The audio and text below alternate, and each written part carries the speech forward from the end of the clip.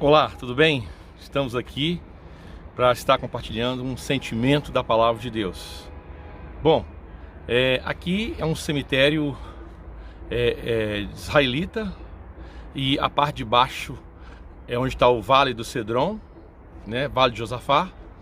Lá no fundo vocês podem ver lá a mesquita de Omar, né? Onde seria o Santo dos Santos. E esse aqui é um cenário, como é que eu posso dizer, bem emblemático. Porque aqui onde eu estou, no Monte das Oliveiras, será o local onde o Senhor irá colocar as plantas dos pés, de acordo com Zacarias capítulo 14, verso 5. Bom, eu quero falar hoje sobre um dilema que o Senhor viveu quando ele esteve aqui na terra. E é um texto esclarecedor, porque tem pessoas que pensam que o Senhor, ele em algum momento, ele fraquejou e ele não queria morrer.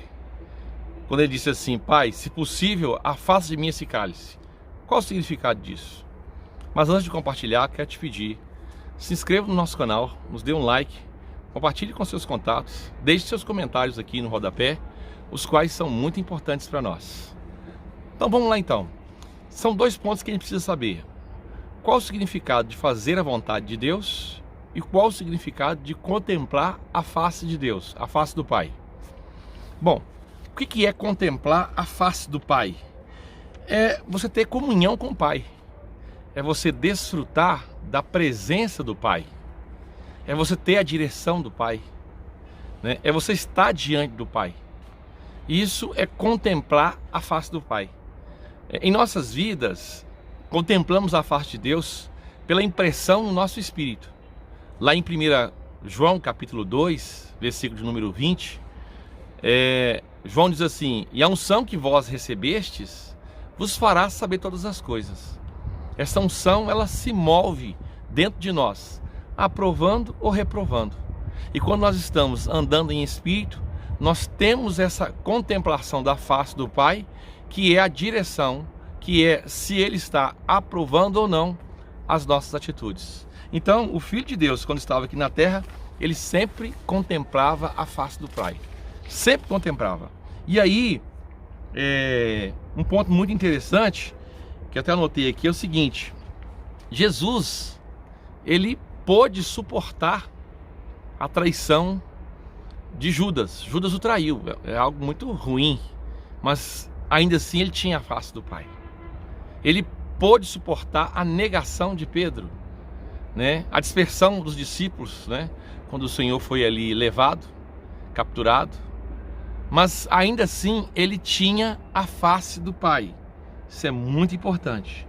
Mas chegou em um determinado momento da vida do Senhor que ele tinha que escolher entre a vontade do Pai, que é a vontade de Deus, ou desfrutar da face do Pai. Então veja bem, essas duas questões, elas iam entrar em colisão. Por quê? Elas iam entrar em choque. Porque se ele optasse em fazer a vontade de Deus, então o Pai teria que o crucificar. E lá na cruz, quando isso aconteceu, a gente sabe que ele deu um brado dizendo assim: Deus meu, por que me desamparaste? A resposta é claro, né? Porque Deus e o pecado não se encontram, né? Ali foi o filho sentindo a ausência do Pai, né? Aquilo ali é um momento quando Deus o crucifica. Cristo é a propiciação pelos nossos pecados. Então Deus o crucificou, julgando nele os nossos pecados, né? Então esse é o momento quando ele faz a oração: Pai, perdoa-lhes, porque não sabem o que fazem. Quando ele faz essa oração, o Pai vai responder a oração. Como é que ele responde? Julgando o pecado nosso que estava sobre ele e nele. Então, e aí há a separação, né? E aí há essa interrupção da contemplação da face do Pai. Isso é muito interessante. Quando ele estava no Getsemane e que ele suava lágrimas de sangue, as pessoas não entendem, porque ele diz assim: Pai, se possível for, afasta de mim esse cálice. Então a pessoa ali, num sofrimento, contemplando o Calvário, logo a pessoa vai deduzir que ele está dizendo assim: se possível for, que eu não morra na cruz. Mas não é isso que ele está dizendo. Ele estava dizendo ali o seguinte: nós precisamos de dois textos para entender. Eu não quero morrer aqui no Getsemane. mas se o Senhor quiser, eu morro aqui no Getsemane. E aí ele fez uma oração ao Pai. E você vai ver que tem um texto, nós vamos ler já já, 2, que vem um anjo e o conforta. E tem um versículo lá em Hebreus, no capítulo 5, que esclarece mais ainda. Então, o Senhor não fraquejou. É porque ele estava diante de tamanha agonia, que se ele não fosse confortado pelo Pai naquele momento, ele iria sucumbir e iria morrer ali. Mas ele sabia que tinha o propósito de ele morrer na cruz do Calvário. Então eu vou ler o texto aqui, os 2 textos, e eu penso que isso vai trazer muita clareza e compreensão no que diz respeito a esse assunto. O primeiro texto é Lucas, capítulo 23, versículo 34. Lucas 23, 34. Diz assim a palavra do Senhor, em Lucas 23, 34.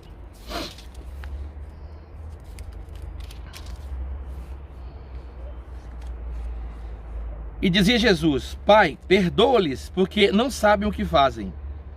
E repartindo as suas vestes, lançaram as sortes. Então, ele pediu perdão, porque eles não sabiam o que fazem. Foi a oração que ele fez, não foi isso? Aí, lá no versículo... eu errei aqui. Não, tá certo. Lá no versículo 7 do capítulo 5 de Hebreus, vai ter a resposta. Hebreus 5, 7.